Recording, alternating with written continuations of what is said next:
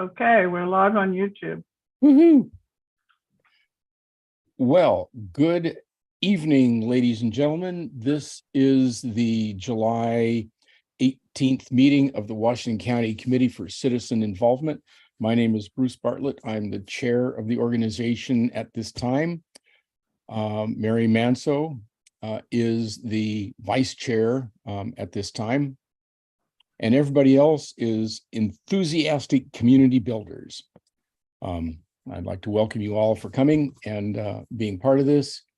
I see we have 1, 2, 3, 4, 5, 6, 7, 8, 6 participants. Thank you for joining. I hope you get something out of it. Linda, you have your hand raised. That must have hit it by mistake. Sorry about that. Okay, well, everybody gets a chance. You raise your hand and you throw your and you get to talk. Okay, so we have the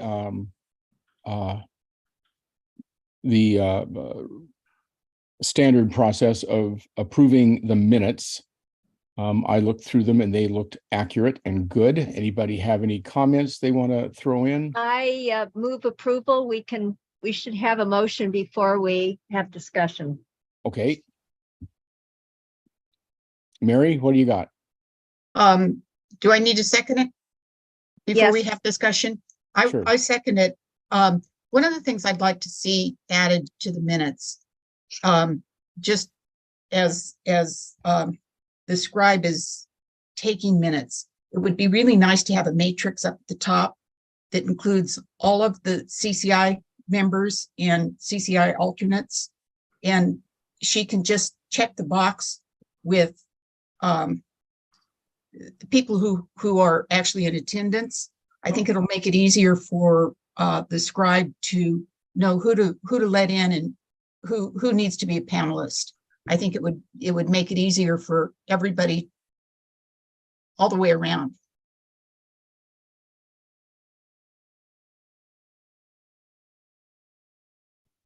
Good Any idea, of the Mary. other people that are listed as attendees, I don't Mary Lou, since Bruce and I are both here, you're an alternate. I could put you on being able to speak and we can see you, but you're not a voting member. Is that okay?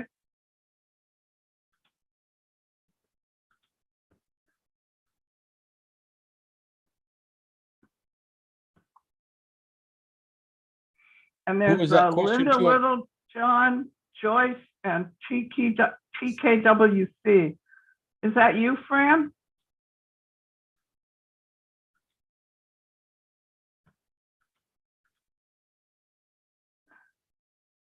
Yes, I'm going to change my name. Okay. That's Tree Keepers of Washington County. It's Tickwick. So Bruce, can we call the question? I'm not seeing anybody adding any additional. Okay, so all in thoughts favor to of it. approving the minutes, raise your hand on, except for Gretchen, and we'll just count her. You get 1, 2, 3, 4, 5, 6, 7, 8. Jim, you good? And Fran, are you good?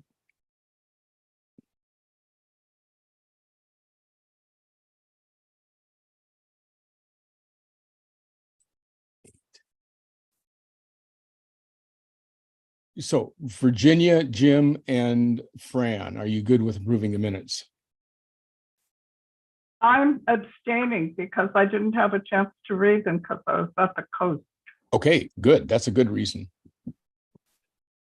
1, 2, 3, 4, 5, 6, 7, 8, 9. I'm not sure 10. Fran heard you. Well, 11 to zip. Okay, we're good. We have now Mary employing her previous skills as an actuary or an accountant. Which one was it? Went through the new Washington County budget, analyzing the community engagement funding portion of it, and has some things to share and some questions that we will note to send to Amanda, who will invite in September to come and talk about the CPO CCI budget. So Mary, So in a previous life, I was a CPO, but a CPA, there you go. CPA, but now I'm in the CPO. So it's been many, many moons since I've worked in the field, but at the same time, I do have some experience. So what ended up happening was Virginia rattled my cage because there was information about what the changes were coming out of the budget, the approved budget. And OEICE was talking about a decrease in the budget of $57,000 for materials and services, resulting in a reduction to marketing, space rental, travel, staff training, and elimination of CPO newsletter and CPO special projects. So my curious mind was like, okay, so what does this mean? We haven't heard anything from OEICE about our newsletter being canceled. There's also a question of the newsletter was canceled like many, many years ago. All we get mailed is the agenda. So what does that mean, and what's the impact to the CPO program and to CCI? And I may get too much in the weeds. Please stop me if I go on too long or if I am too far in the weeds. But I sent a number of questions to Amanda to kind of help clarify where we were. The first question was, I wasn't seeing a copy of the approved, adopted 23-24 budget report. And it turns out it wasn't posted yet, but I have gotten a copy of it. And there's many, many budget documents, and sometimes it's difficult to find the specific area that you're looking for. But I think I finally narrowed it down. So the next question was, is the CPO CCI program still allocated the full $350K from lottery funds? And the answer is yes, we're still getting allocated that amount.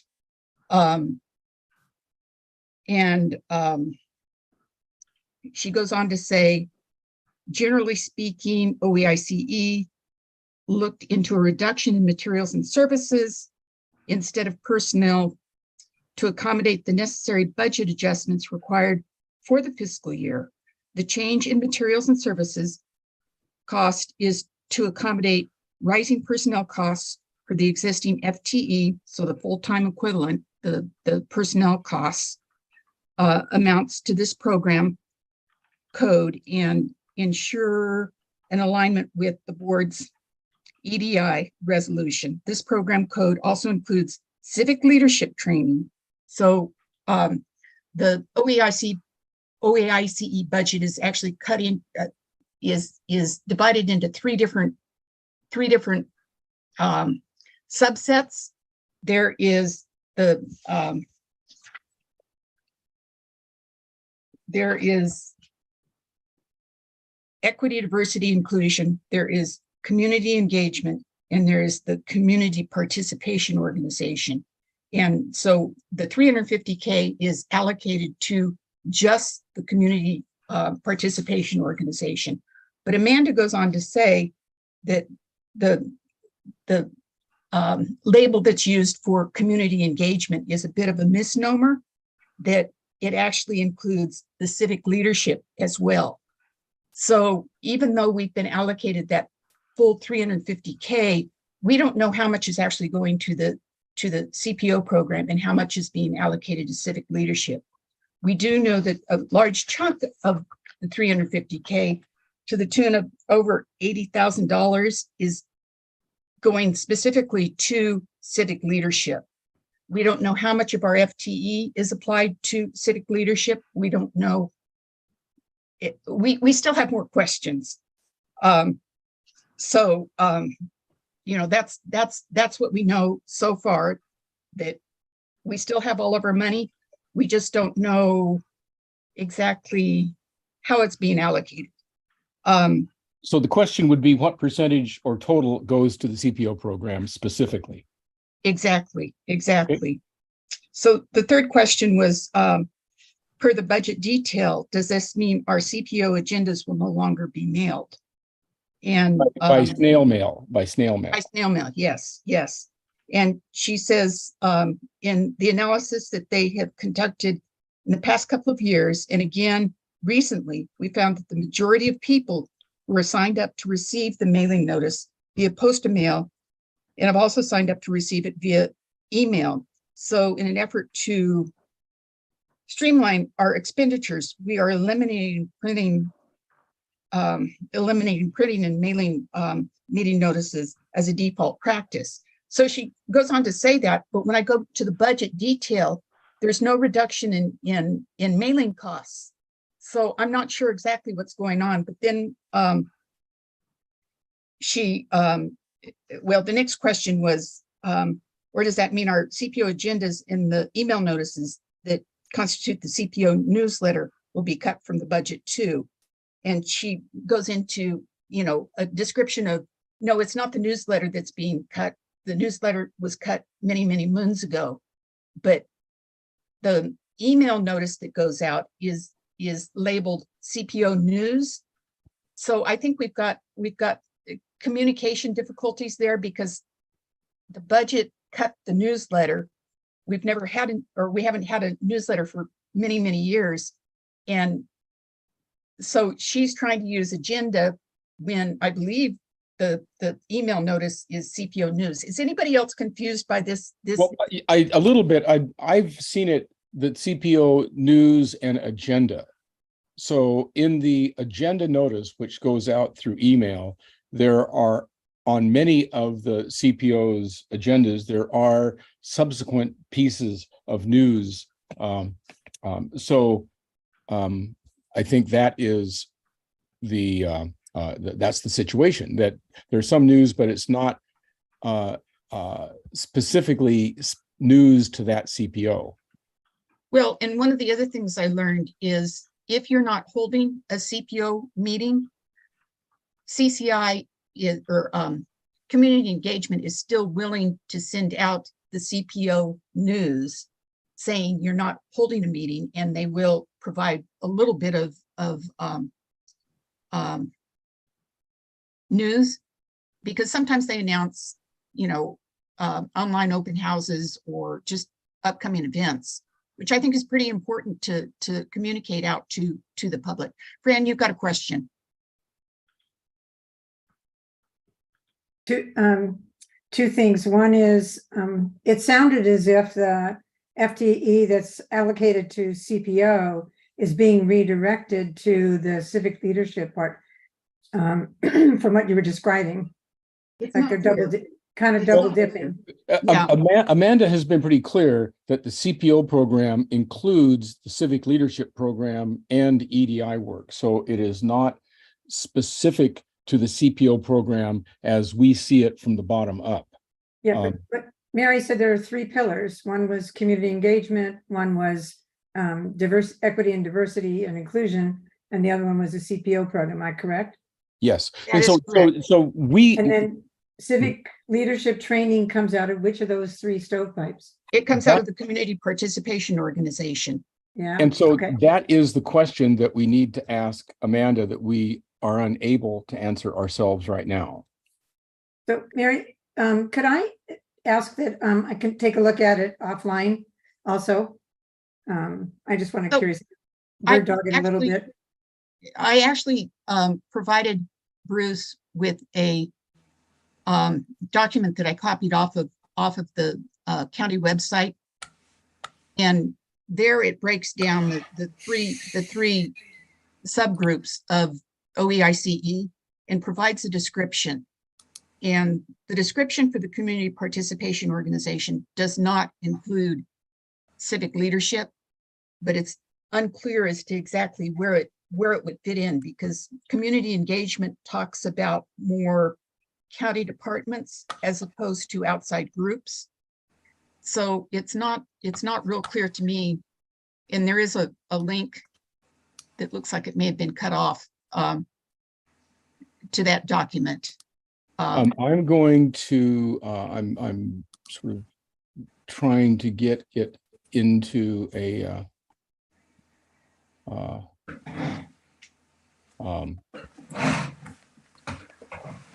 screen sharing. I'm just saying I could go through that detail offline after, now that I've Could come out. somebody yeah. please let There. Rob Skinner in or make me co-host so I can take care of it? Take care of what? Virginia, you are the host, so you could take care of it. No, I can't. I gave the host position back to community engagement and now I'm nothing. So yes, I'm more than willing to share links, Fran. I'm willing to share links with anybody who's interested in looking at the detail. I think, you know, this describes the three buckets within OAICE. What I think is interesting is this shows community participation organization that the expenses actually exceed the operating or the operating revenue by $6,000. And so the budget isn't actually in balance. So I'm not seeing anywhere where our budget is being cut. The amounts that they carry forward as budgeted amounts are exactly equal to what was budgeted the previous year, with the exception of one group of expenses. And I have no idea what the expenses are, but they've got stuff in there like food. How long has it been since we've been provided with food at any of our meetings? And I don't know if that's food for the civic leaders. So Again, we're constructing a set of questions that only Amanda is really going to be able to answer. and so, you know, I asked about reductions in marketing, space rental, travel, and staff training. And she said that, you know, the budget had been cut, but I'm not again seeing where any changes have been made. I asked her about special projects and, you know, again, pushed on the leadership training. And she said with leadership training, that leadership training is, or civic leadership training is a part of the CCI CPO budget.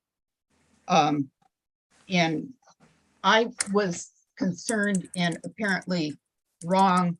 I thought that the county had put a freeze on rehiring anybody, open positions, and she said absolutely not, that they are planning on rehiring the third community support person, so a community engagement person. But I think, you know, what's interesting is this, the community participation organization, that third bucket, has 1.68 FTE total for the whole program as things currently stand. Prior to the county taking it over, we actually had 4 FTE. So, you know, as we're worried about just not having leadership training for the CPO CCI program, as we're worried about, you know, having staff keep our leadership lists together. That's why we're not getting that support, is that we just don't have the FTE that we have had in the past.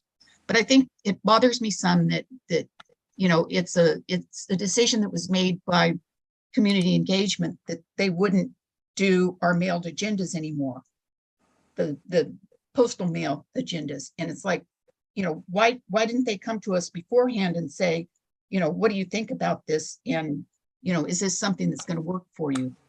But, you know, decisions are made really without our input. But I'm more than happy to share this information with anybody that wants more. I'm going to be in the process of developing more questions. We're going to try to have Amanda come to answer questions.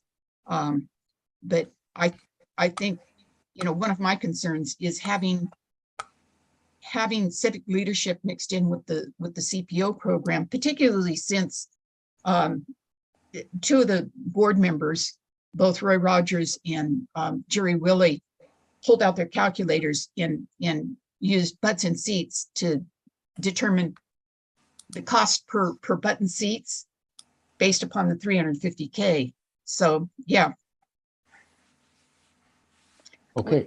Fran, I absolutely agree. She says mail service, postal mail service is probably really critical, or is critical, for those that live in rural areas that may not have good broadband service. So yeah.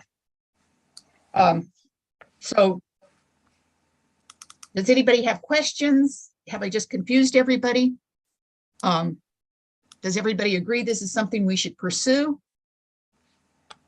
Virginia's got a question. Well, what is our next step? I'm gonna develop a list of questions, and Bruce is going to invite Amanda to our next meeting. Which would be September. And I think, the question is does anybody else want to look at this information? I'm more than happy to share links. And again, it's kind of buried. I think that we should include so I'm screen sharing. Does everybody see the page 93 of the budget? Okay. I think we should include this with the minutes. Okay. Bruce, concur. Bruce, Yes, ma'am. yeah, I'm responding to Mary's request for questions.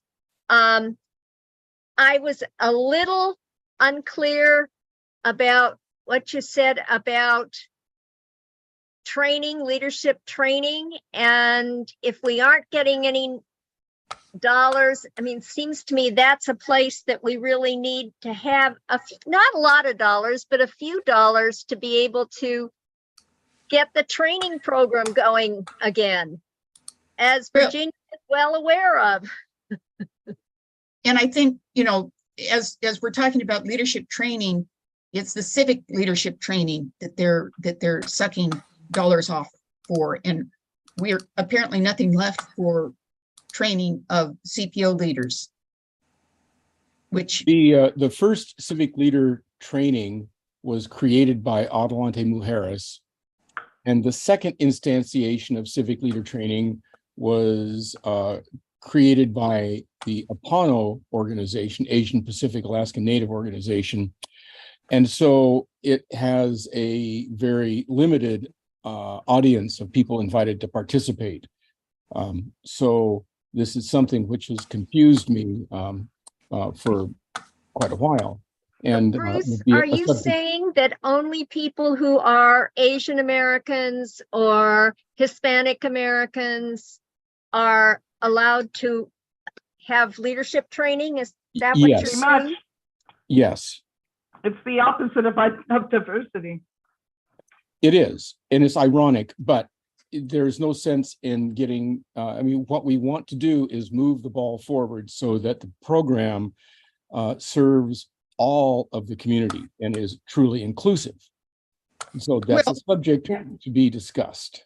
But the other piece of that is the training we want should be focused on land use, and the leadership training that is provided, the civic leadership, is much broader. And I think it's sending people off to other departments and other interests, which is good. But it's designed to get the boards and commissions more populated, although I don't think it's been successful in that. And we don't know what the outline of the civic leader training is, because we've been denied access to even an outline of the training for both the Adelante Mujeres and the APANO versions. So this kind of sticks in my craw a little bit, that we have no idea what people are being trained. And having worked with one of the civic leadership training graduates who was working in the Behavioral Health Council, I'm not sure that what they come out of the training with actually matches up with the needs of the boards and commissions. And so there is some work to be done to bring all of this into general availability and into alignment with what actually will serve the county. Fran, what do you got? Just for historical, for memory, group memory, is that the idea of the civic training was that they were supposed to channel the diversity and inclusion element, those civic leaders, into the CPO program and help us provide mentorship to bring more diversity to our CPO program. So that was part of the intent, and we haven't seen any of that. So just for, let's put that in the notes too, as part of what we need to make sure of, because that's how we include, bring in the diversity we need and inclusion. Anyway. Very good. Anybody else have questions about the budget that we could capture to add to the Another list? group memory thing was, we've been working on this for 10 years, right? We started in 2013, working on this with the previous community engagement. And now we're still there, except for 2 steps back, and the county has grown immensely since then. So that's just for group knowledge. We should remember that. Bruce, I would like the minutes to reflect how much we appreciate the work that Mary has done to go through this whole budget, because it's really a convoluted document, to say the least. Okie dokie. I can't, I agree. And I don't want to discourage people. It's pretty easy to focus in on the specific OEICE area. You can totally ignore the broader budget, and it makes it much more palatable, but it still ends up being a little clunky to work with. Mary, there was a version you were interested in seeing. All we were able to see at one point was the summary stuff. Did you ever get access to the whole thing? Yeah, I do have access to the whole thing. The difficult thing there is it's like 3 pages, and the cuts on the pages are really awkward. So I can send links to whoever is interested. In fact, I'll just go ahead and send it to whoever gets copied on the minutes. Does that work for everybody? One Yeah. other thing, how do you want to receive additional questions and issues in regards to the budget? You want people to just email you, or? Yeah, what? just send the questions to me, and I'll at some point I'll develop a list. We'll probably talk about this tomorrow at steering committee as well. So.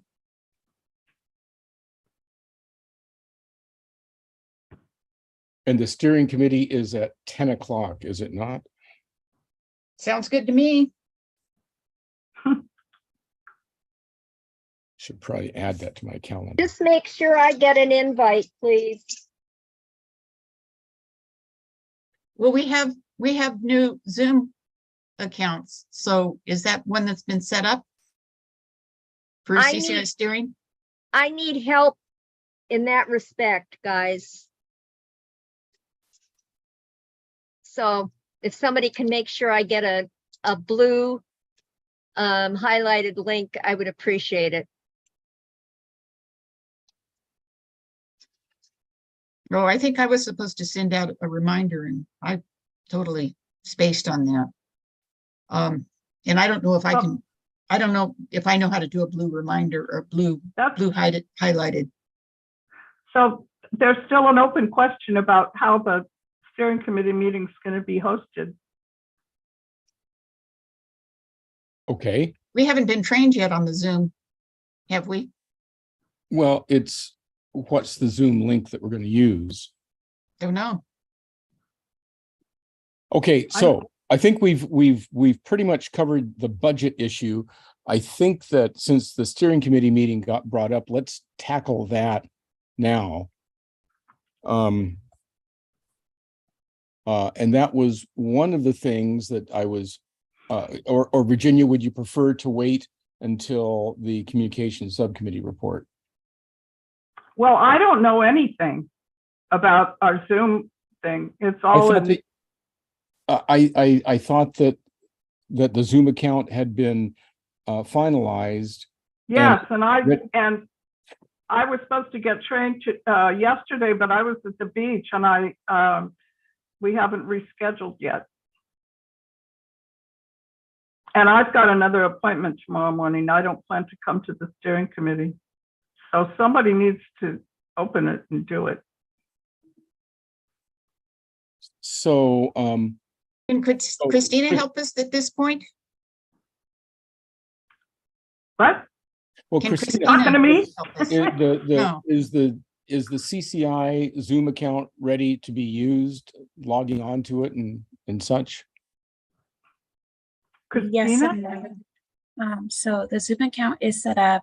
We do have a password to share with CCI subcommittee.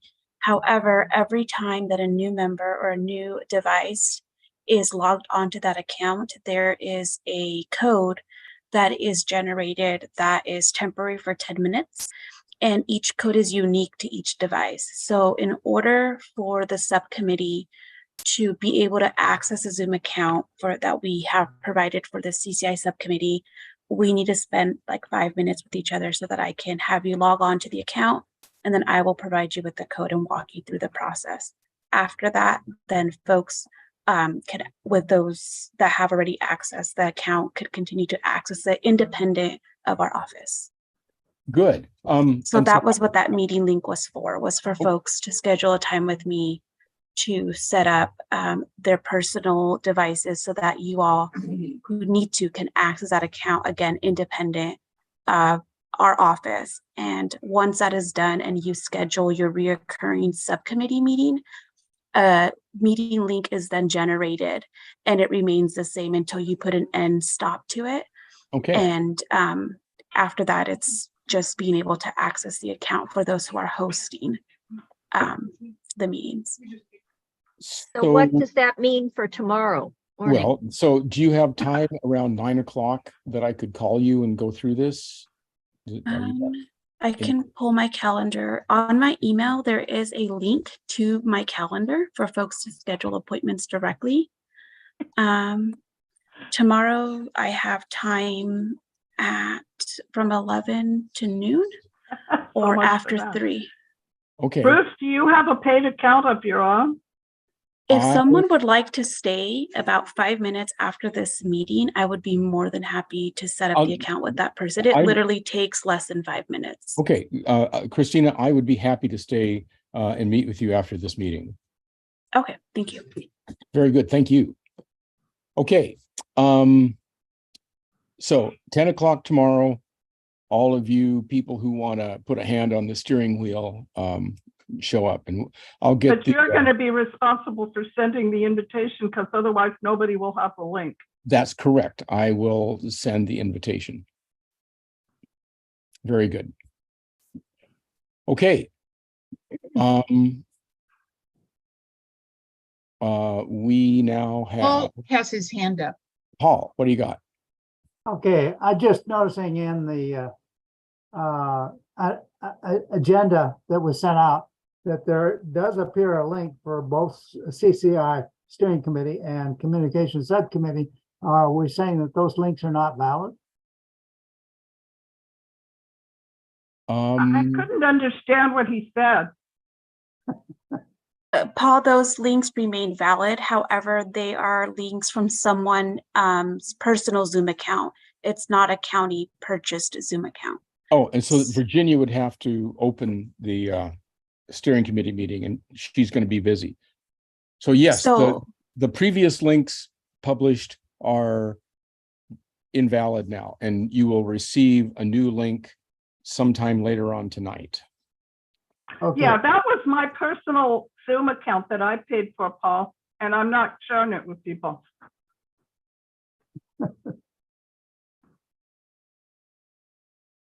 Okay. I think we got that one. Are we ready to move on?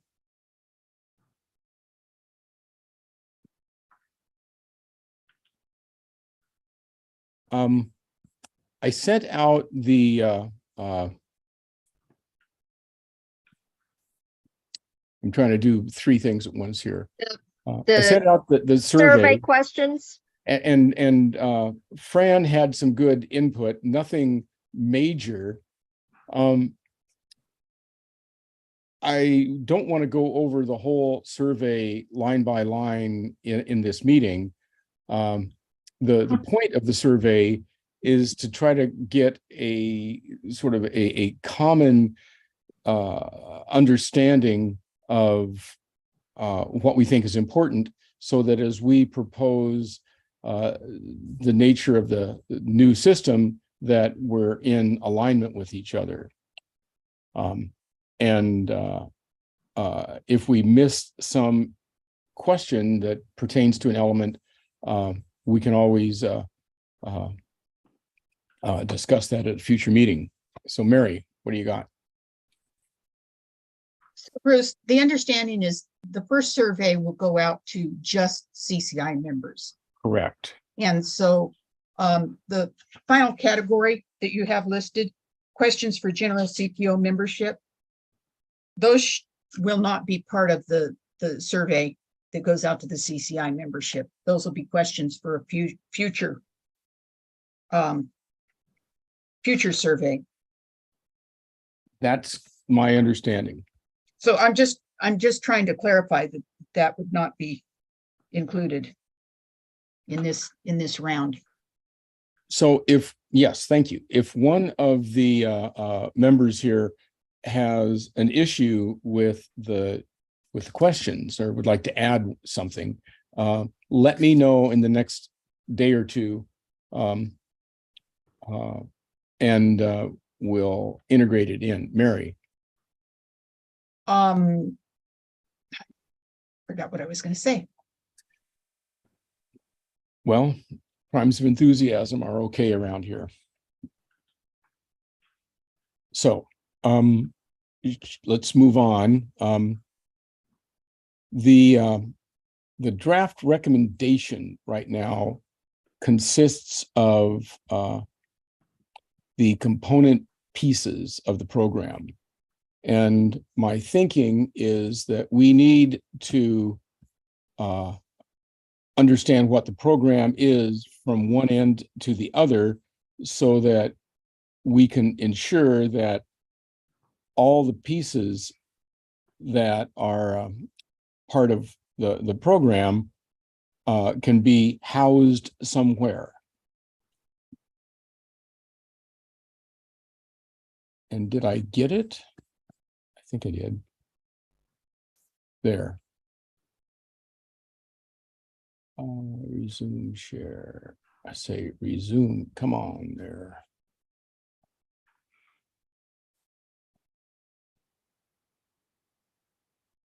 Is it being stubborn? It is being stubborn. Okay, stop share.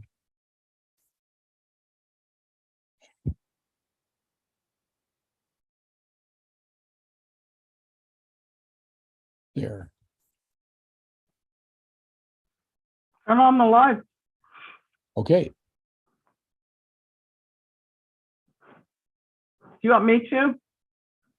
Um, You're talking about the component pieces document? yeah, Hold on. there it is. I got it.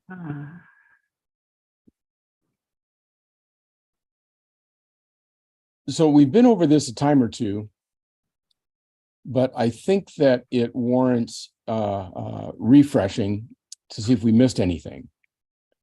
So I'll just run through the high-level bullets. So the component pieces of the CPO and CCI program, and I realize that this document may be missing some of the CCI elements. So one of the purposes of the program is for the county to be able to make announcements to the community. And Commissioner Fai's monthly town hall is a pretty good example of an implementation of this, where she invites her constituents and anybody actually to join her for a noontime discussion. We also get various announcements from different groups about things they want to get in front of us. Mary, what do you got?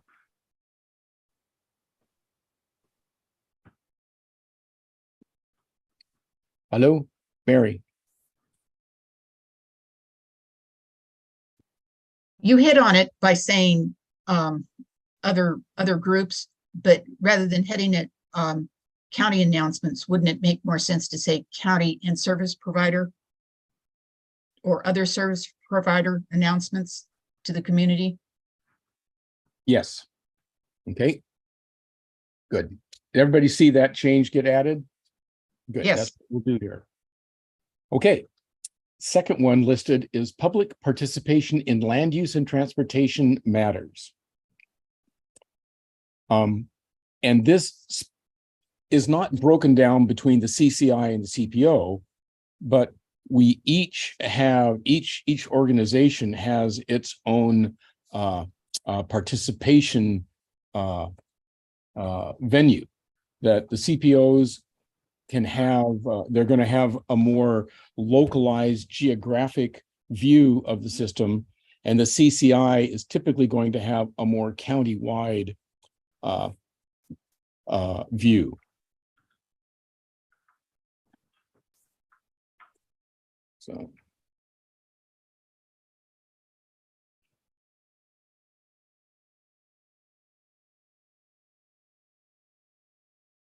Okay. The next one is community sessions with commissioners and department heads. And this actually is the Commissioner Phi example. The first one, the county and service provider announcements, would be something like the Tualatin Valley Water District raising rates, or the Enhanced Sheriff's Patrol District doing body-worn cameras, something like that. So, Fran, what do you got? Do you want me to provide the input that I gave you verbally here, or do you want me just to hold on to that for later? I'm going to integrate your stuff into this list. Okay, but so real quickly on the first one, it had to do with this process for communication. We want to make sure whether they're the groups have internet or not, i.e. that would encompass the situation of our rural areas in particular. And the second one here, so I'm just reading, I'm just telling you have my notes. I'm just let me go through it real quickly verbally with the group so that they know what I'm suggesting. And if they don't agree, they can always let you know. On the public participation, land use and transportation, when you refer to Oregon's land use goal 1, at the state level, SIAC is very much embracing the DEI situation. And what we don't have in here, which you don't have, this document doesn't have anything about how does the DEI aspect of it, ensure that we have inclusion with community-based groups, native tribes, etc. So it's a process for public participation that will embrace the native tribes and people of color, etc. In the next group of the one with the when you talk about a two-way communication between county departments, leaders, and residents, I'm an old Intel folks, and I really would like to have performance metrics. Before, we used to have something on a service level agreement, etc. But I think it's important to have some kind of metric that says, you say surveys of statistical significance, but that's different from how are we doing, whether it's how are the CPOs performing, and or how are the agencies in Washington County performing so that we can work together to improve how we're processing all of this programs. And I'll shut up here, but I add a couple other notes like that. Do you want that kind of input here or not? You mean at this time? Yeah, you have my notes written I do, and I apologize for not having. it down. updated I just document. wanted to let the group be aware. Okay. Then the next category is CPO leader outreach to CPO members. And, oh, Virginia, what do you have? Nothing. Oh, okay. CPO Well, leader outreach. We take the rest of the meeting going through this line by line. We have three To more. do this group editing, but that's why I lowered my hand, because I know Good. I'm the only one. Thank you. CPO leader outreach to CPO members.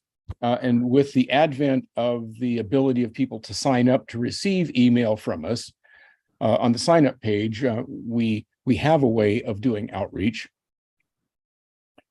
Neighbor to neighbor connection is a really critical service that the CPO program provides. And anytime you have a road project and people have issues with it, that's an example of neighbor to neighbor connection. Or if there's somebody shooting a gun off, or if they're, speeding on a neighborhood street, those are important things. Are you suggesting that we become the next door of Washington County? Well, when I don't know why we need more social media. Is that what you're suggesting? No, I'm suggesting that in cases like where the Thompson Road curves are presenting a problem and the neighborhood comes together to address it, that is a neighbor to neighbor concern. Yeah, but it's also land use. Okay. But it is not land use and transport. It's so they're differentiated in that one is dealing with the policy development, long range planning, ordinances, development codes, and this one is neighbors working together. And so it connects neighbors together. It's a role the CPO plays. I think that's what Bruce is trying to stress, is that Yeah. the Okay, CPO it can help looked to me like facilitate another that. taking on another No, role. it's an opportunity. The CPO provides an opportunity to connect neighbors with common Absolutely. interests.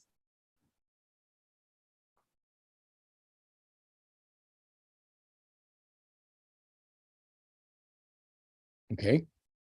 Well, it would provide, I mean, that's something we already do. I know this is what the CPO and CCI program does at this time. Right. We want to make sure that the new program that we envision includes these functions, or we have a specific reason as to why they're not included. Okay. Okay, Stan, what do you got? So you all know that I've been doing Quake Up for some years. And part of that program is Neighbors Helping Neighbors.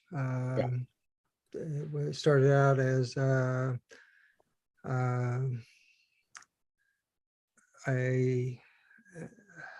opportunity for neighbors, immediate neighbors, to help each other, to plan and prepare together and that type of thing, and help each other.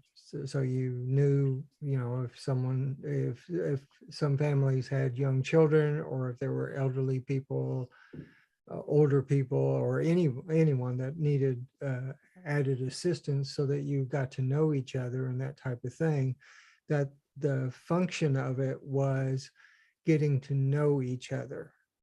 And so to extend this into the CPO program, where we're talking larger communities, I want to add that if we reached out to provide means for people to relate together in some way, shape, or form. I'm not trying to do a county-wide thing, because that is beyond my capacity, but maybe within our group, we could come up with something like that. But if we could just get this mentality of we're trying to help each other and provide assistance in times of need, i.e. we're getting climate change barreling down our yards, Yeah. environment and that type of thing, that we could at least be aware of people that were vulnerable or needed a little bit of help here and there. And that would expand or go beyond naturally what the CPO program is, but it would be an opportunity to engage. And that's all I really wanted to say about that. Well, thank you. I appreciate you bringing that up.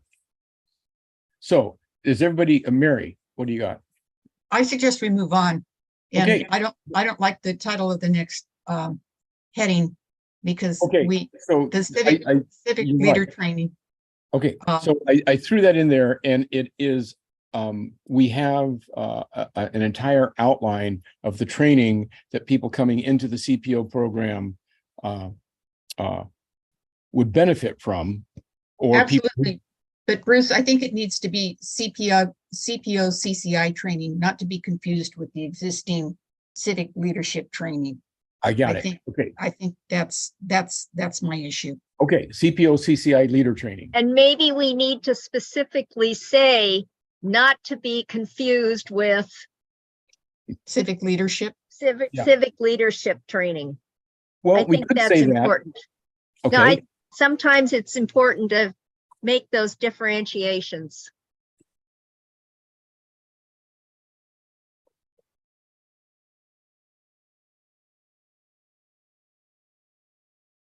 Okay. And the conflict resolution training was something that wasn't in the outline. That is a note for me to add it to it. Okay, so as we go through this, the thing that I think that we missed, one of the things is that the CCI is a leadership group for CPO leaders.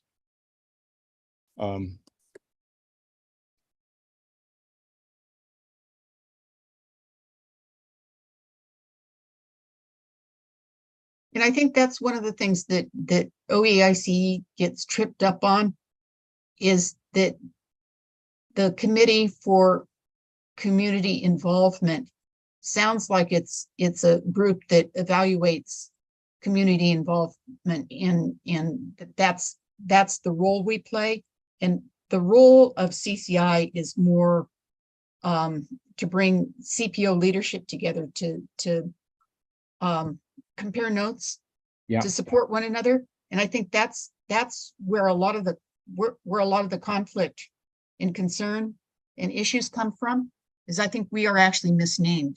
Yeah, I agree. And we don't fulfill a good number of the elements of our bylaws, which would be to consult with the county on their public outreach plans, which we haven't been given an opportunity to do. So Fran, what do you got? Yeah, the other one, oh my gosh, I drew a blank. Also it is to share best known methods. So he said, as a leadership group of CPO leaders and share best known methods, in the very end of your sentence, the very last sentence of the document there. Right here, As a leadership group of CPO leaders and share. Okay. That's what I heard the group. Down saying. here. Good enough. And by the way, thank you very much to the team that put this together. It's awesome. Great way to, simple way to start. Okay. Gretchen had her hand up. Yeah, I wanted to support what Mary was saying, and I think we need to have a paragraph or sentence that specifically says what you just said, Mary, that CCI is not what OEIC is thinking, but it is blah, blah, blah, what you just said. Did that make sense? Yes, I think we need to say it in black and white because sometimes folks don't understand something if they hear it, but understand it if they see it in black and white. I don't know that our bylaws necessarily talk about evaluating the quality of community engagement. That's Well, something I'd like to check on, Bruce. Okay, so where would you Well, like to? that's see that? another job we need to get back to is review our bylaws, but Well, after yeah. we get this done. Where would you suggest that we do sort of that qualitative measure, Mary? Is it in the last one, the CCI is a leadership group of CPO leaders? I think you're trying to turn it into a positive statement, and I think we need to make it real clear that that is not what we are. That we are not what? I didn't. We're not evaluating the quality of the county's outreach to the community.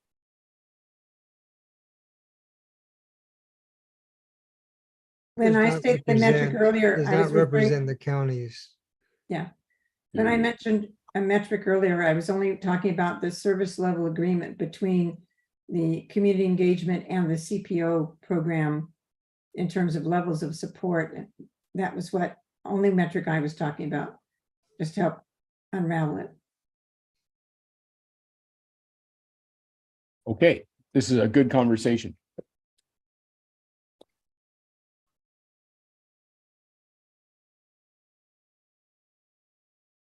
Anybody else have thoughts to add to this?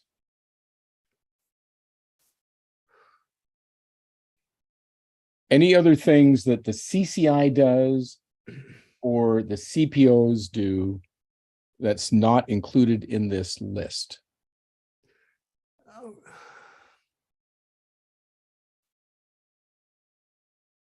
Paul?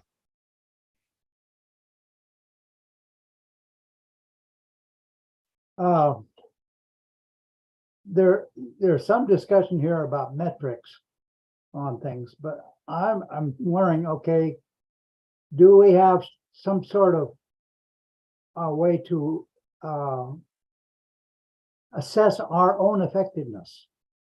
And I think in the past it was a case of, okay, how many butts and seats kind of count. And now we need to look at it in terms of some set of accomplishments or goals that result in accomplishments that we can add to the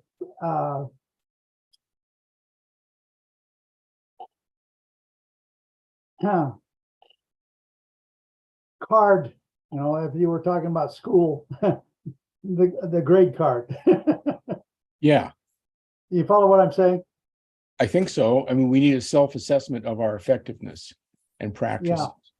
And I'm not sure that assessment is not something that I look at it as something that's a future goal. We're not there right now. No. I mean, it's been a while since we've done the yearly report to the county commissioners,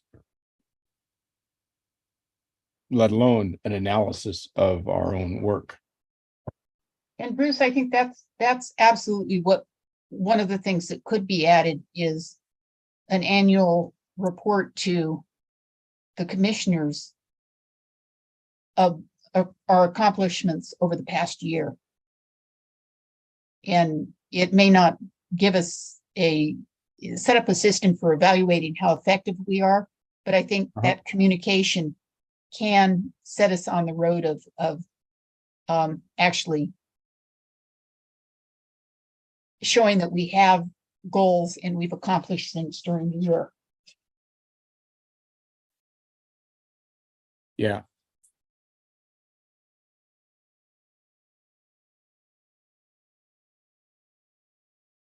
Okay.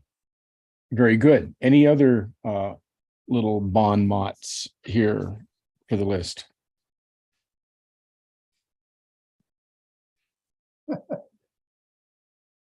Okay. Mary Lou's been waiting quite a while. Oh, I am okay. Let me do this. Mary Lou.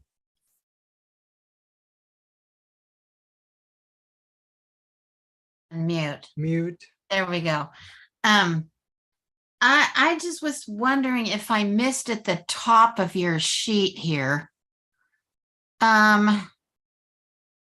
It seems like the CPO for me is a great place to hear about development in the neighborhoods. So, you know, I think I don't know where is that? You're right. That's going to be added Is- on participation in land use as the first thing. Okay, because yeah, the CPO is the first place, I think, that gets all the notifications of the neighborhood meetings Right. for development. And so it's a place where people can go for information. I just think the CPO should be an advocate for all those neighborhood meetings to get people out there and attending those meetings, find out what's going on in their neighborhood. Yes. And so we'll break it down, and the CPO does the local development applications, and the CCI is concerned with the larger countywide issues and policy. Right. Okay, Mary.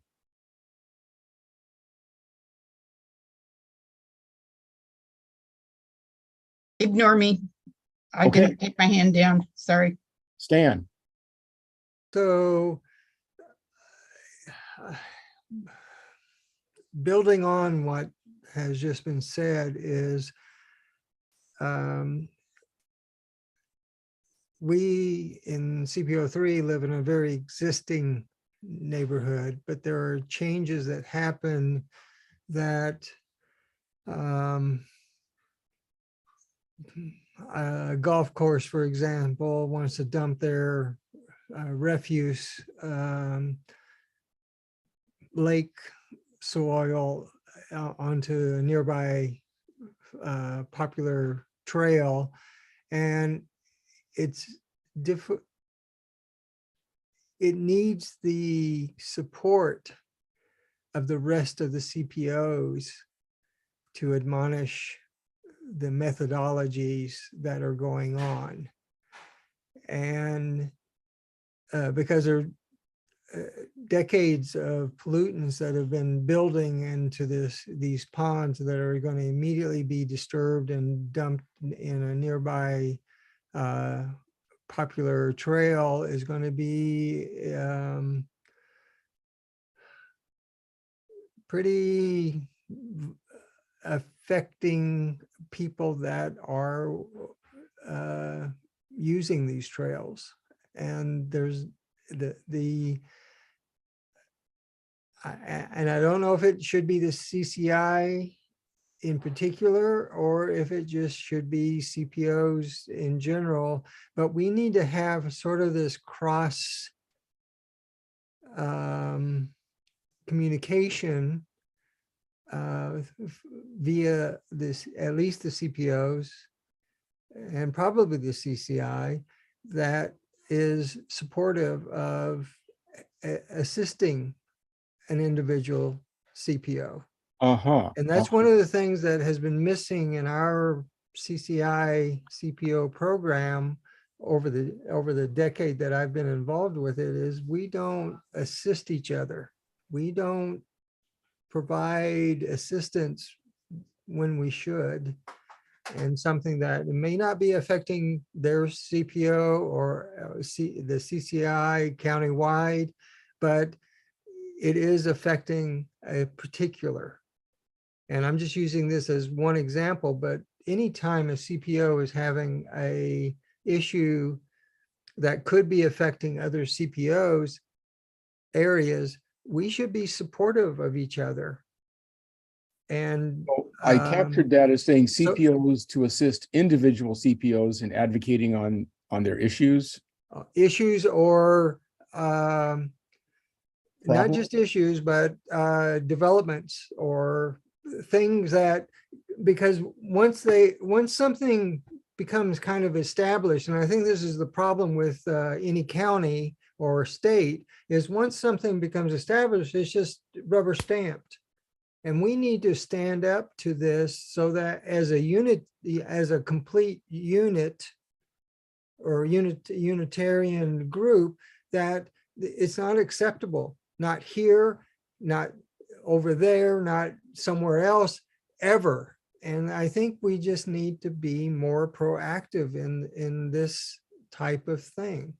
Just That's a really good point. I appreciate that. So it's CPOs acting in solidarity with each other. oh, very good. Yes. Okay. That's what I like about it.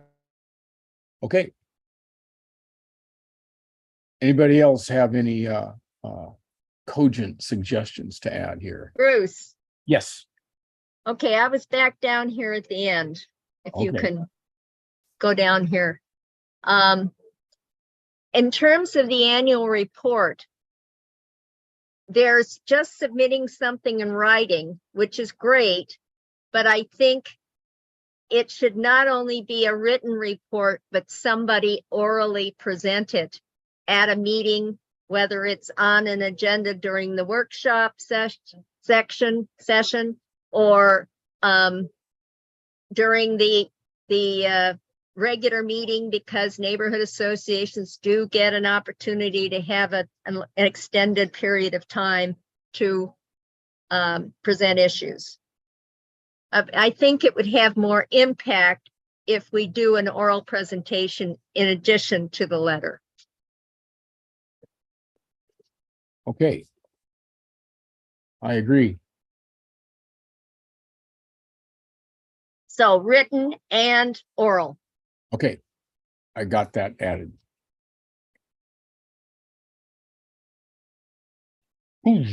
Okay, kids, does that seem, I feels like we've added it and expanded it appropriately. If you have any if you're sort of contemplating things in the universe and you get another idea about what the CPO program, CCI programs do that's not included here, we should add it.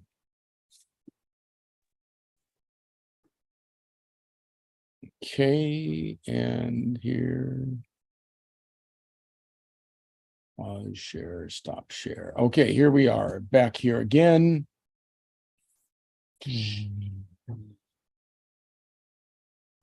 Bruce, I just checked the CCI bylaws. And there are 1, 2, 3, 4, 5, 6, 7, 8 bullet points as to what the role of the CCI is. And one of those roles is to evaluate community involvement process and provide input for enhancements for public outreach. But I think a better way to phrase that would be that is not our primary purpose.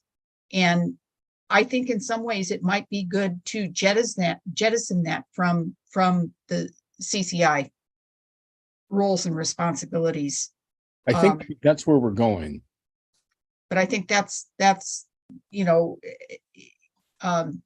say that that is not one of our purposes at this point may be premature. But yeah. Mary, are you suggesting that maybe we should make a special amendment to our bylaws to delete that? no, Well, I think that Gretchen, once the CPO program is re-envisioned, we're going to need to create a whole new set of bylaws. But I think it would be asking CCI to do too much if they want us to evaluate the outreach of all county departments and their outreach to the myriad of people they're supposed to outreach to.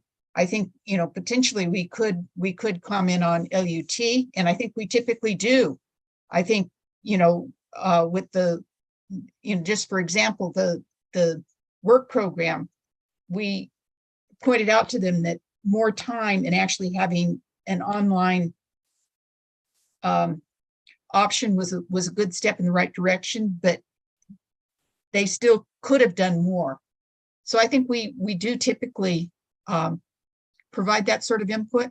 I think we've been pushing for in-person open houses in addition to the online ones.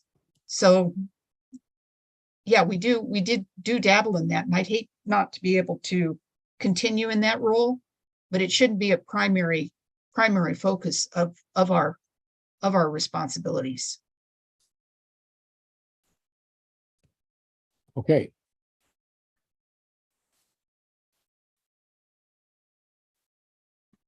Stan has his hand up. Oh, Stan. I was just typing in that the CCI and CPO programs over the decades have made our neighborhoods and our county better by our particular expertise, living where we do, knowing what we know, and working in partnership with the various agencies, counties, and so forth and so on to do a better job. And that was something that we've talked about a while back, and we should be listing this as part of our accolades and efforts. And I wish we had a history of all of those accomplishments. Well, I don't know get who to can writing. make that happen. Get to write, everybody, get to writing the list of accomplishments. Okay, thanks, Stan. Virginia, what do you got? Same question as the previous one. What's going to be done with this? You did a bunch of editing. Are you going to send it back out again, or I should it certainly go in will. the shared Google Docs folder? Yes, it'll be sent out and put on the shared Google Docs. I mean, what we need to be creating and what the CPR subcommittee will produce is a recommendation for where we think the individual pieces of the CPO program, CCI program should be placed. That's that's And my what's the relationship of this document to the survey? Does it make the survey unnecessary since you decided what we're going to be doing? It will. The survey will give us incrementally more information about the importance of the program and what it does, and what we feel should be emphasized and not emphasized. Okay. Does that make sense? It also should provide just backup documentation for the document. Yeah, for whatever position we take. I guess we're assuming that it will provide that support, but if it doesn't provide the support, it means that the document needs more work. Yeah.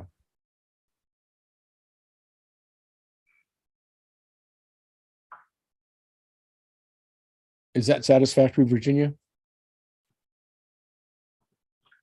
Fine.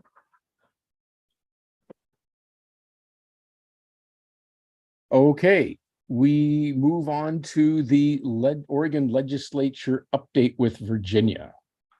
No, that's me. I mean, I'm sorry, with Gretchen. Sorry. Okay. Oh, just an FYI for future reference, effective tomorrow, I will be going back on the King City Planning Commission for whatever it's worth. Okay.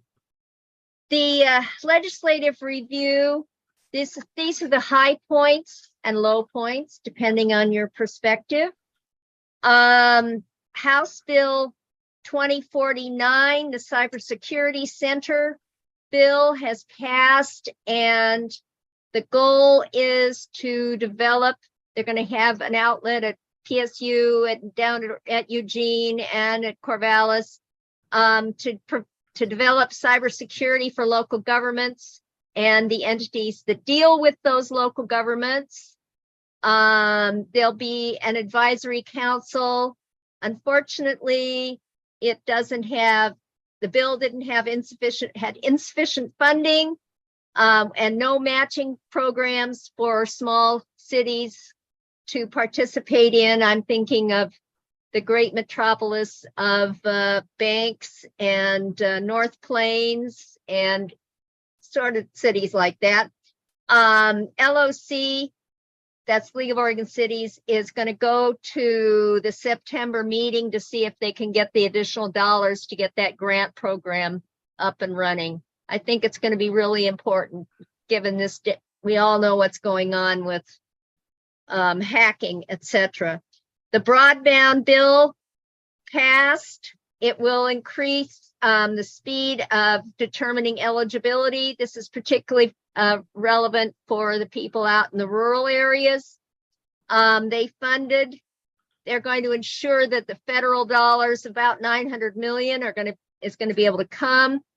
The only issue that's now hanging is getting the paperwork done to get it, to start getting it going. Their LOC, it has did get into the bill an ability for citizen groups, not local governments, to get grants in this process. So I think this is something that CCI with our rural CPOs should keep on top of, because if there's dollars available, I think we should look into it. 3409, the climate package.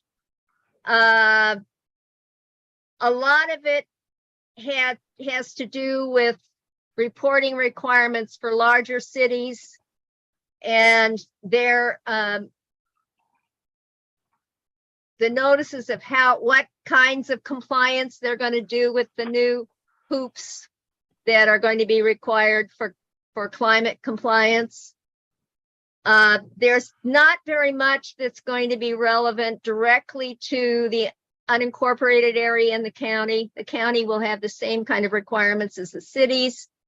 There's going to be something that I think would be nice for all of us to know about, a residential heat pump program, which would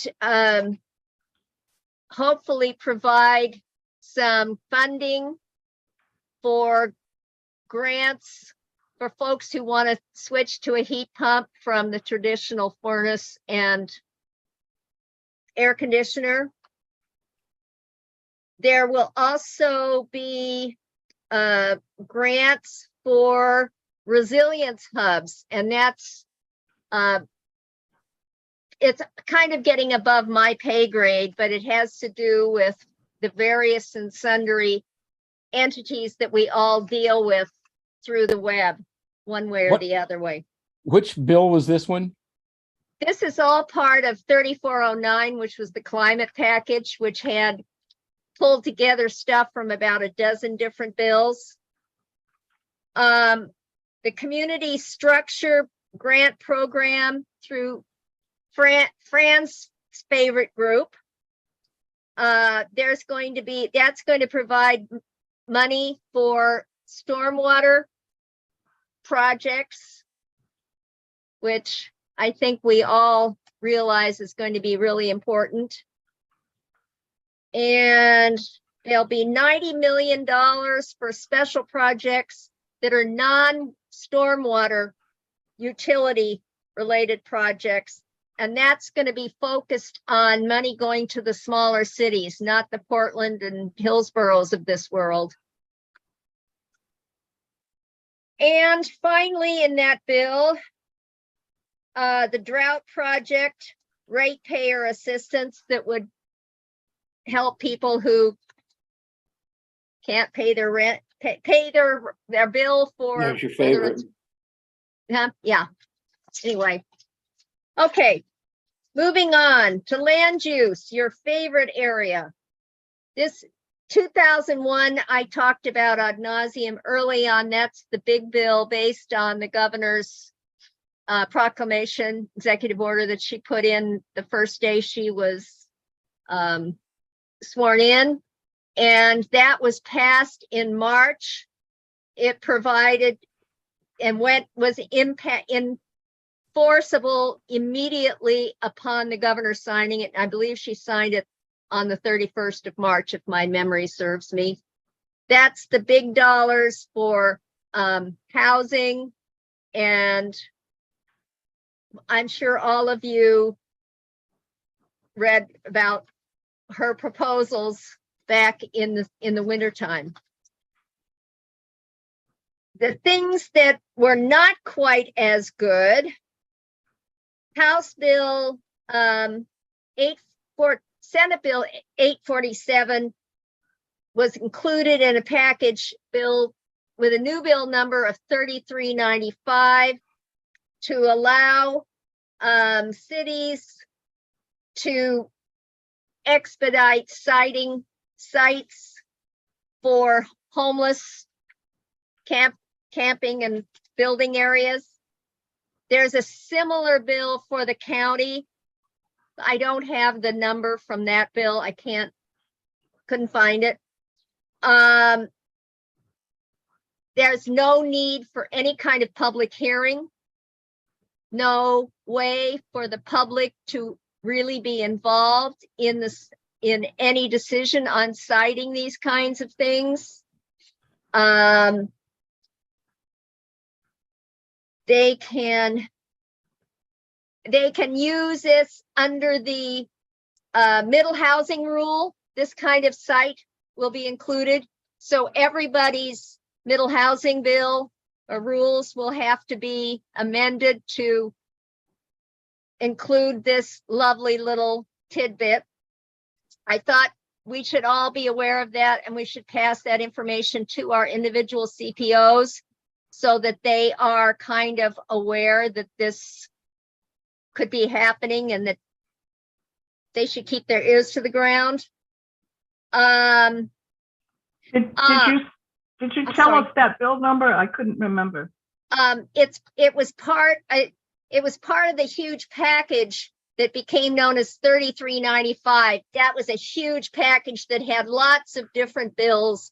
So I can't Okay. tell you what an original bill that was included in. Okay, 3095? 3395. 3395.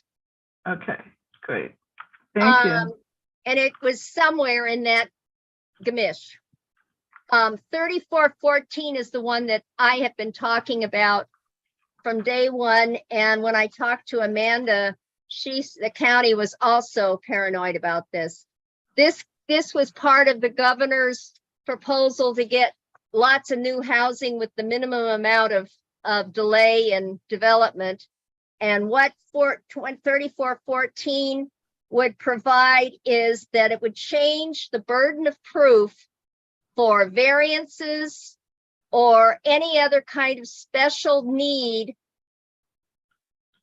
that the developer wants, from the burden of proof being on the developer to the city or the county to have the burden of proof. Otherwise, the development would get whatever it is they asked for. It managed to fail by one vote in the Senate. It passed the House, one vote. And the story we're hearing from the governor's office is that they are going to possibly call a special session and bring the bill back with a really heavy push to get this thing through. Again, this is something I've been scared about since day one, and that's why I've reported on it every time I've made a report. So please stay on your local legislators about this, particularly the senators. This is really, really important because I know particularly we all are concerned about the homeless issue. But This isn't about that. This is developers wanting more Well, land and Honeycutt. you and I know that. The point is, Yeah, right. it's confusing some of our legislators. Honeycutt was one of the biggest proponents of it. yep, And yep. boy, if he's involved, forget about it. Yeah, I want you to know it almost passed this time. I know. So Okay. It had me biting my nails. get a hold of every one of you has a different legislator. Okay. Okay, moving on. There were some bills that passed regarding ethics for city councilors, county commissioners, planning commissioners, of what they can talk about between themselves outside of meetings, making sure that it's very clear you can't have what's called a serial meeting. Does everybody know what a serial meeting is? Person number one talks to person number two, who talks to person number three, all offline, not in the meeting. Okay. They're tightening that up. There's some bills to get more money available for opioid, part of that package. They are going to make naloxone, that's the drug that will reverse a overdose. Available. There's going to be various grant programs. And specifically, they made a special deal for the small cities to be able to get dollars, because they can't afford to go out, and apparently the stuff is really expensive. There's some changes in rules about PERS to allow retired state and local employees to be able to go back to work full time even.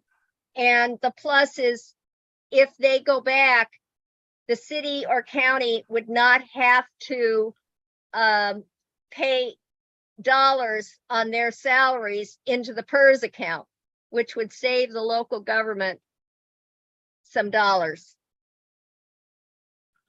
Let's see. If you have questions, the final thing, and I think this is really important, I want to make sure you knew about it. LOC is going to be doing a lot of training on the various and sundry areas of these bills and they're going to do it in the context of all the small cities regional meetings. Everybody is welcome to attend, but you have to register.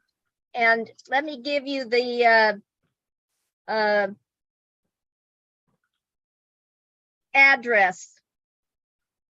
It's www.orgcities.org/trade.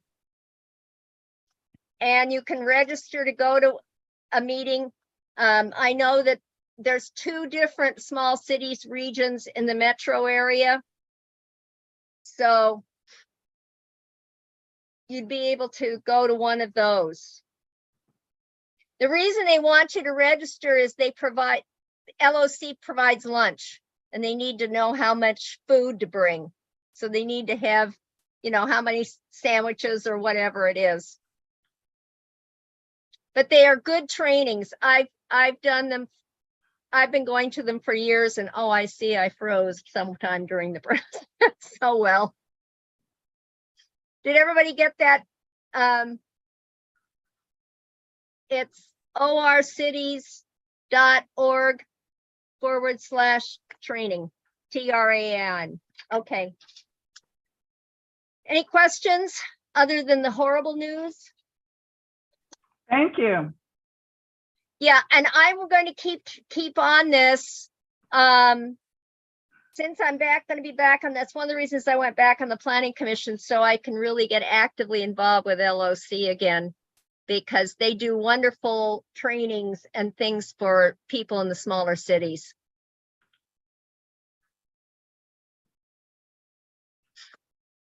Yes, and I've opened up a little dialogue with the League of Oregon Cities about potentially having them create some leadership training for us. They do a good job. They do a good job, and they might be able to just step in and give us a large piece of the kind of training we envision. Yeah, especially since we're an unusual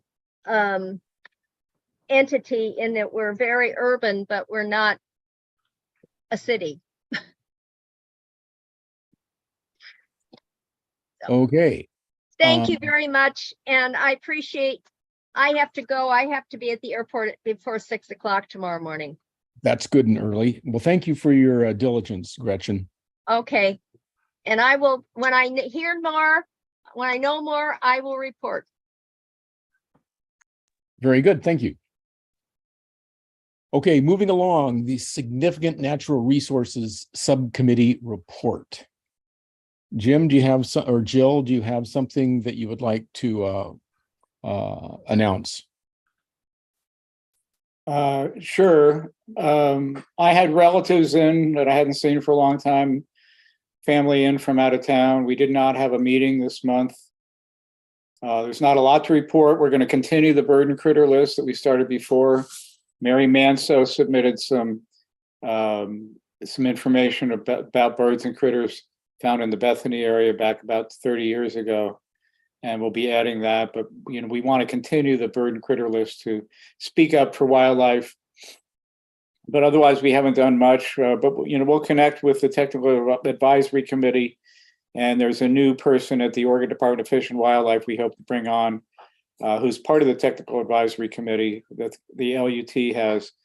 So that's what I have to report. If Fran might have some extra information if she wants. Okay, well, that's it. It's pretty short, but I had relatives in. I just missed it. I've been totally busy with other things. Well, good. I'm glad that it was family business and not anarchist rabble rousing. Oh, come on, that's more fun. Oh, no. What am I saying? They're both important. I Okay. did have one thing to add, if I may. Sure. Cooper Mountain, the City of Beaverton City Council is having a meeting tonight to approve or not approve the bill for the community plan for Cooper Mountain.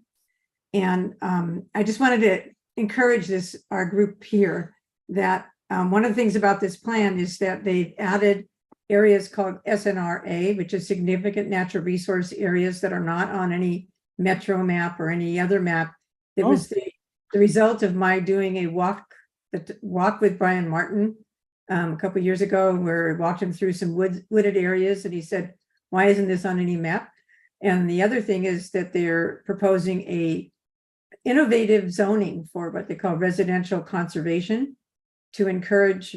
We'll see what kind of incentives might come, but again, this came from the community, meaning the Friends of Cooper Mountain Nature Park, where the planning group has indicated conservation residential, where there will be incentives for not building right up to the creeks, incentives for stewardship and things of that nature. Now, we'll see if they actually do implement these things, but I'll be watching that very careful. I'm sure Ken will also, and Betsy, but yeah, so it'll be interesting to see what comes up tonight. Susan Mates is testifying on behalf of tree keepers. But that's one area. I just want to encourage people, if you speak up, we actually can come up with, if you come up with recommendation alternatives, that does seem to help a lot. Fran, would it be helpful if this committee submitted a letter of some sort? Oh, we might be a little late there, but maybe on the next, because they have not come up with the zoning and, those kinds of things, in concrete. So sure, that would be a great time to make sure that they implement what they said they were going to, and not be so soft. I would propose that the steering committee consider this at their next meeting. Okay, and there was some verbiage that that happened in the South Cooper Mountain Community Plan, which was way too soft, and we need to make sure that the community plan and the things that are much more, what we call it, what's the right word? Anyway, it's what we have for the goal 5 stuff with Washington County. Clear and objective, so. Clear and objective standards, yes. Yeah. So does this spill over from the county to Beaverton? Is that what I'm hearing? Just like the Bankston Preserve, Cooper Mountain, and also the golf course, all of them currently are in unincorporated Washington County. But for whatever reasons, Washington County is deferring all the planning to the cities. So they've deferred the planning for the development in King City to the King City Council. Same thing is true for Cooper Mountain. They've deferred it to Beaverton. And I believe that the golf course issue with the sludge is being handled, as it quotes, by the city of Tigard, although the state is also getting involved. I'll make sure they get involved, Jim. I haven't had the bandwidth until now, but I have a way of getting to that. Thank you, Fran. Okay, so well, put that on the steering committee meeting for tomorrow. Hey, Fran. Comes to the steering committee meeting tomorrow, Yeah, at 10. 10 a.m. Yes, yes, definitely 10 a.m. Oh, by the way, just FYI, the golf course, Ridtail Golf Course belongs to the city of Portland.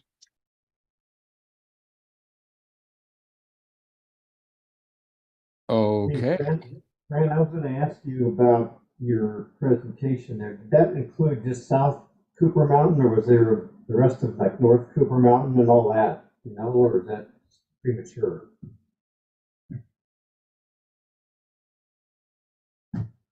Sorry, Ken, for some reason, either there's feedback or something. I couldn't understand what you said. I apologize. Oh. Can you hear me? Was it okay? We can hear you, but it's really muffled. Ah. All right, I'll just shoot you an email.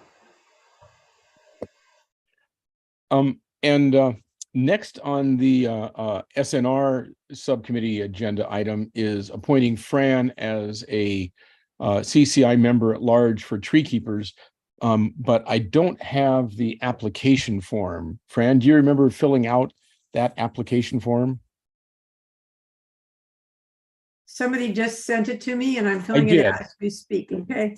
Okay, yeah, so I didn't think that you'd filled out the form. So it seems like we should have the form filled out before we appoint you a member at large so we can check out your bona fides. Cross-check your references and such.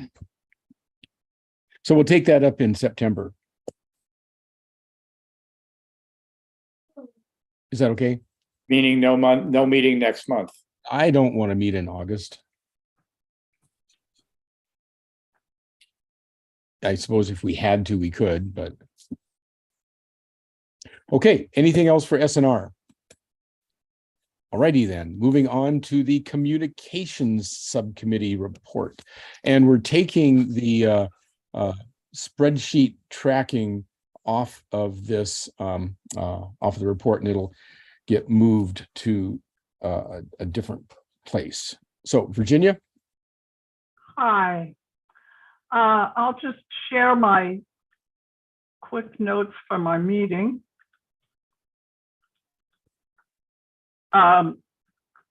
So it was me and Mary. I'm sorry I didn't send notices out early enough, and I would have covered some of this at the last meeting, except that after Bruce muted me in the middle of a sentence, I left the meeting.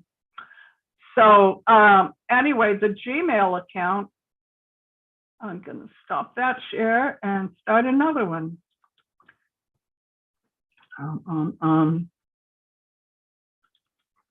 Here we go. Can you guys see that? Yes. Okay, so this was the best list I had of people involved in CCI, and it's not complete. It doesn't even have some of the people that are here tonight, but we have been hoping and wishing and waiting for everybody to get signed up for the CCI Gmail account, and we gave up. So I am just going to bulk sign everyone up. now that I know how to. And you can opt out because the county is using this to send out information and they think we're all getting it.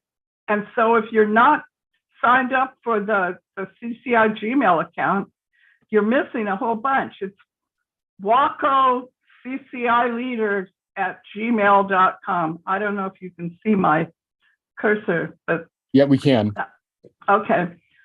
So we agreed, Bruce blessed the idea, and Mary and I agreed at our communications meeting that that's what we're going to do. Out of all the people that I sent that to, the only one who responded was Mary Lou.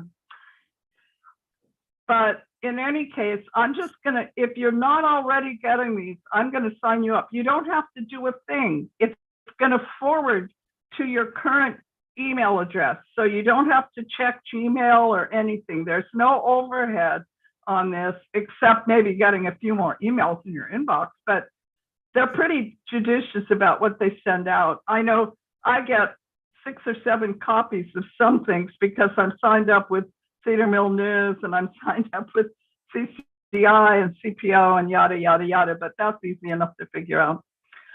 So expect to start getting, and if you're not on that list, let me put it back up again for a moment.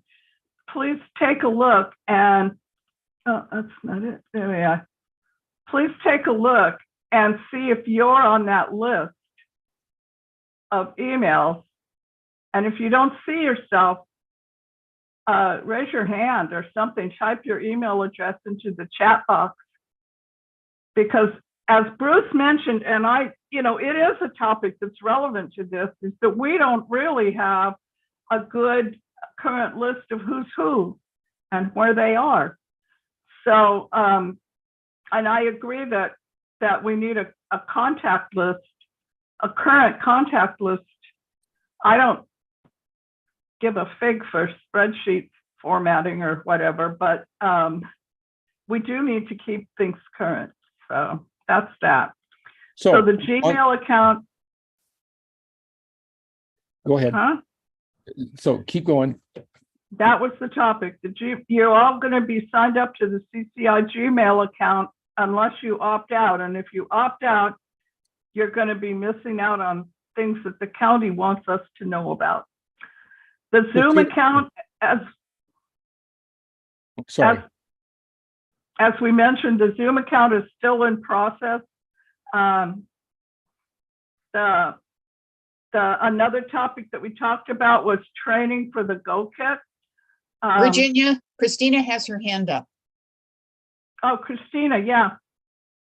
Hi, thank you. Sorry, can you elaborate on what departments are sending information to the Gmail account? LUT does it all the time. I think Health and Human Services do it. It's a convenient way to reach out to the CCI, and it just makes sense. When people come and go in a volunteer organization like CCI and the CPOs, it's very difficult for the county to stay in touch with us, and it just makes sense. Okay, and yeah, so just folks, because it is county information, folks have to consent through the departments to receive that information. And I just want to make sure that folks are aware of that. So, I mean, you can do what you'd like to do. However, if it's department information that folks have to register to receive newsletters, that has to be done individually. Well, we'll have to take that up with LUT. They've been sending things to CCI Gmail for some long time. Yes, because I register that account to receive emails to be forwarded to the folks who are on that email list to ensure that we are sending out information. If folks are registered through LUT to receive email notices and updates and their newsletter, they will individually receive that newsletter independent of that Gmail account. So if you sign up individually, you'll get it. And then it's possible you'll get it by virtue of the CCI That's, list. that's what happens to me. I And that get happens to 3 or me 4 too. copies of things. Yeah. So anyway, So so Bruce? no, well, I was going to, Christina, we do owe, the CCI owes you an updated list of the players from a conversation you and I started a number of months ago. What player? Correct. The CCI members. Oh. Yes, in the February and March meetings, I had asked CCI members in this space to provide me with an updated list of CPO representatives and CCI leaders so that we could update our constant contact in our email accounts to ensure that all folks were receiving information that was up to date and accurate. And unfortunately, that hasn't been done to date. So as soon as we are able to get that list updated, then I can generate a new email list so that when I send out CCI agendas, reminders, or meetings, folks will be notified. So the issue has been the inability for me to get an updated list from this group. And that is my responsibility to, I was trying to foist it off on Virginia, but she dodged it. So, So Yeah, actually, the spreadsheets are question not I in have- my a wheelhouse. question I have is, at some point, because community engagement has contact for all of the CPO leaders, could community engagement reach out to the CPO leaders to find out who their CCI reps are? And Virginia, have you compared your list to what's listed on the website for CCI leaders? What website? The county website. I believe there's at some point a listing of CPO leaders that includes the CCI members. And I don't Is know how, that something we could believe? I don't believe it's anything we can believe. I don't believe it's up to date, but Right. it is a resource, and I don't believe it has contact information. I think it just lists names, but it would be a good place to cross-check. But I don't really feel this is our responsibility. I feel that this is support that we traditionally got from our support staff, and it shouldn't be our role. Well, but as I keep saying, we can whine about what ought to be happening, or we can just take the bit in our teeth and do it ourselves. Well, and we can So- ask questions about how our budget is being used and question whether it's being used judiciously. And it is a support Yeah, staff yeah. issue know. that really needs to be addressed. With Yeah. all due respect, Mary, I did reach out to all of the CPO leaders back in February and March and requested an updated list of members, CCI representatives, and alternates, and very few responded to that email Well, and follow-up sometimes- emails. Well- And so our information is only as good as what we are provided from the group. So And, at that point, I think you need to circle back to CCI and say, we are not getting the information that we need. We are which not. CCI was included in that email notice. Well, but did you reach back to CCI to say, we have not gotten information from this CPO, and this CPO? I think, this is one of the Yes, big I've been in problems. conversation with Bruce about the lack of information that I've been provided at my request. yes, update and the so list. it And- really is something that I have not been as proactive on as I implied I would be. And so this conversation serves to move that back into the let's get this resolved. And the work that Virginia's doing, contacting people, will feed the membership list. Correct. And I just want to also point out that I did also at that time sent out emails to all the CPO chairs with a list of community members that had registered and agreed to receive notices and emails from CPO and CCI leadership. And so that was also done at the same time so that you all have contacts of CPO members and who are receiving notices in each respective CPO. Mary.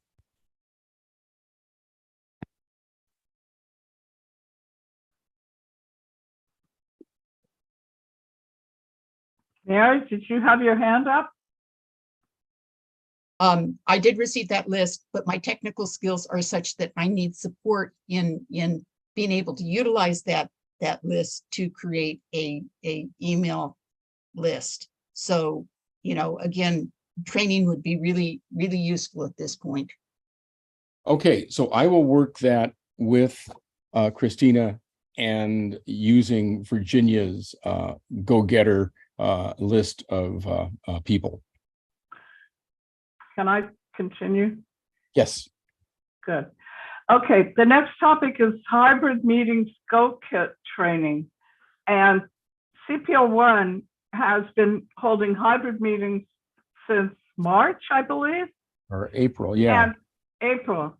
And it's working really quite well for the most part. We have a community room at our local low-income housing development, which allows us to engage some of their residents, which is good for our, you know, outreach and diversity. It has a big screen and all the, you know, all the facilities that we need. And I encourage, and the rural, you know, the rural CPOs have been less active since COVID, and the hybrid Go Kit should enable them to hold in-person meetings, but also reach out to people that don't want to travel or can't, you know, schedule it. So Bruce and I figured it out, but both of us are relatively technical. And I don't believe that the documentation that comes with the Go Kits is adequate. Now, again, Mary, in the best of all possible worlds, staff would have created this for us, but they're not going to. And so I'd like to see if there might be one or two people who'd like to work with us. I'm co-opting Bruce into it because he's done more of the Go Kit use than I have, to produce a quick and easy manual of do this, do that. We were having to leaf through the manual for all the various components, and we did it, but I wouldn't, you know, I wouldn't want to subject some of the less technical folks to that. So that's something we want to do. I did finally sort things out with YouTube. Ellen had set up a YouTube account and left with the information, and so I couldn't do a thing about that. So we set up a new YouTube page, and I think I pasted that into chat way back at the beginning of the meeting. I'll see if I can find it and put it in again, because oh, phooey. Nah, I got it. I got it here. Okay, wait. There it is. Okay, so we now have all of the 2023 CCI meetings up there, and I'm in the midst of, it's very tedious. I have to download the meeting onto my computer and then upload it again to the CCI page, and it's very time consuming and tedious, but I did it for the group. Anyway, it's really helpful to, now Mary wants to record her in-person meetings and then put them up later, but that means that all the people who can't make it to the in-person meeting can't really participate. It's sort of like this, like the BCC meetings where you can sit there and watch it, but you can't participate. So I really encourage people to think about doing hybrid meetings. It's the best of all. CPO1, we got, I would say, at least a third more attendees once we started doing Zoom meetings, because of the basic fact that people have kids, they have lives. And if they can sit there, you know, while their kids are eating dinner and watch the CPO meeting and interact and be involved, they're going to come. But if they have to go get a babysitter to come down to a meeting where there might be 15 minutes of something they're interested interested in. Anyway, enough of the rant. Get in, we'll work on a little manual, and I really encourage. Oh, Christina, did you guys ever track down that missing Go kit? We did not, Ah, but we did purchase a new kit for the Cornelius goodness. Library. So that's that's ready to sad. go. And it will be dropped off there this week. I just finished putting it together today. Okay.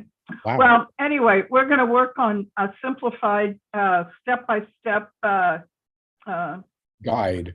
guide. The last thing that I want to talk about is the shared Google Docs folder. Fran set something up, but it drives me crazy because it isn't organized very well. And Mary and I talked about that we need separate places for just document storage as opposed to wanting to do collaborative work. And I've been doing filing since I was 19 years old, and I'm pretty good at organizing things. So Fran, if you're okay with it, I would like to totally reorganize. Thank you. So that we have historical documents in some kind of order that's useful, and then we have a collaborative space, maybe one folder for collaboration with subfolders in there for different projects. So, Yeah. and you know, the reason that I keep slogging away at this communications subcommittee is because communications underlies all those other things that we want to do. We have to be able to communicate with one another. We have to be able to communicate with our constituents, with our masters, and so on and so forth. And having good, clean, effective methods of communication is going to, you know, all the Luddites in this group have just got to pull their socks up, because we can't continue. You know, it's like the horseback days of democracy. We've got to get with the program. So that's how I feel about it. I was an early adopter of all this stuff. I was sending email in the 80s, but anyway, Okay. that's all I have. Thank you. That was a good report. Fran, you say you're okay with me? I did a little bit of it already. Take the bull by the horns, Virginia, Okay. or the cow by the whatever, and Yeah. go for it. By the other? It was just put up there for a starting point, and I Yeah. think it's wonderful Yeah. that you can do that. It's great. No problem. Yes. Yep. No, and we use Google Docs to do the Cedar Mill News now for our editing team, and our managing editor is really proficient with it. So I've learned some from him, and if I've run into any roadblocks, I've got a consultant. But you know, it's just, yeah, it works, and Good. it'll make all of our lives easier if we get on this. End of rant. Okay, so we got just a couple of minutes left for CPO updates. Jim always likes CPO updates. Anybody have something going on in their CPO that they want to share? Well, yeah. The CPO roundtable is an opportunity for all the CPO people to say what they're up to.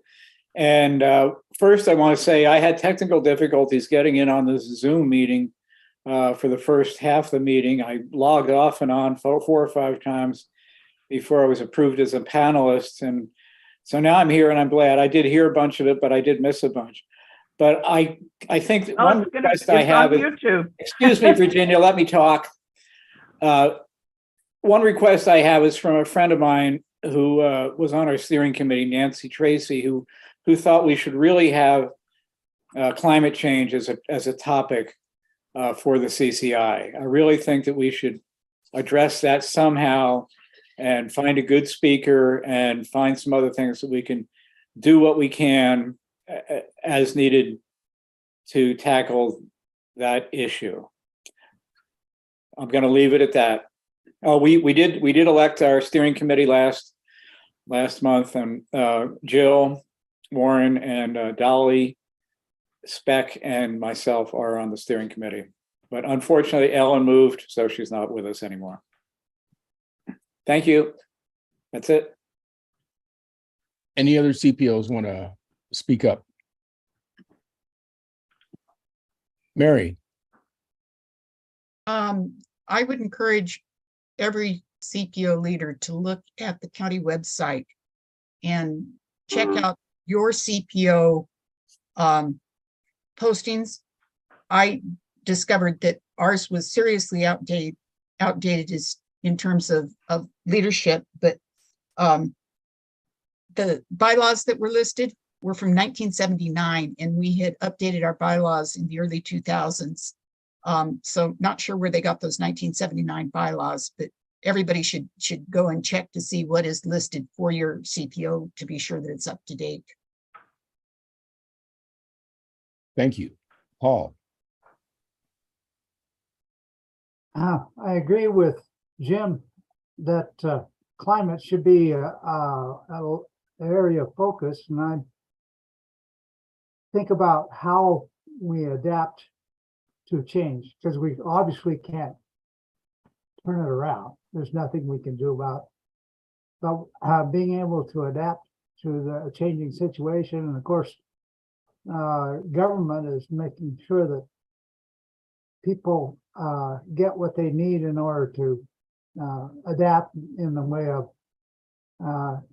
getting air conditioners and things like that. But I'm thinking that when it comes to safety, other forms of safety, you probably heard my story about all the falling trees in my backyard, which back in January, and I'm still dealing with that even today. And it is a fire hazard.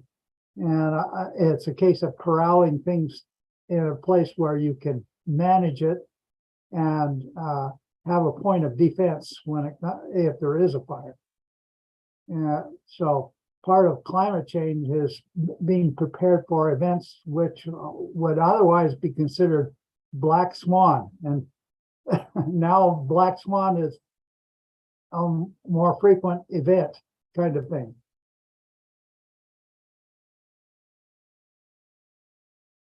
Okay, that seems like a topical topic. Virginia? I just forgot to say that between Mary and I, we decided that the CCI Communications Committee would be meeting on the second Wednesday at 4 p.m.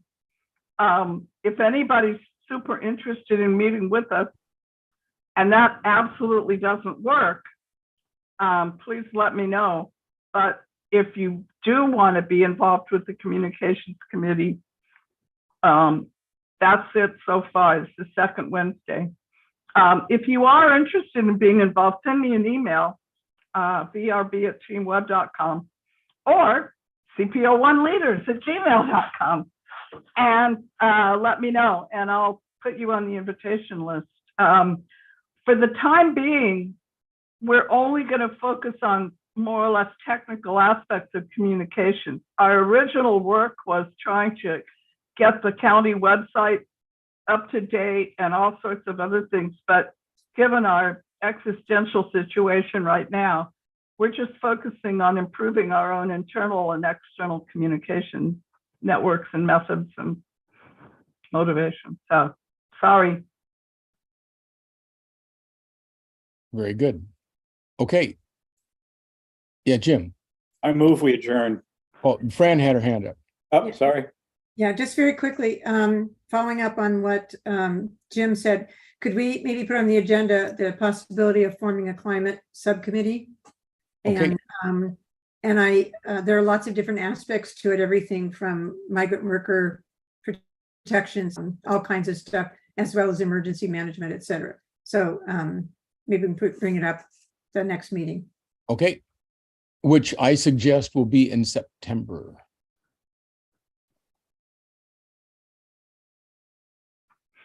Well, not October. I second the motion to adjourn. Okay. Class dismissed.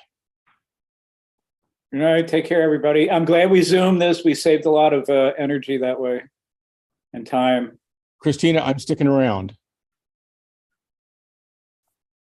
I wonder if I should do that too. Sure. Can we both do it? Sure. I guess. Stay cool.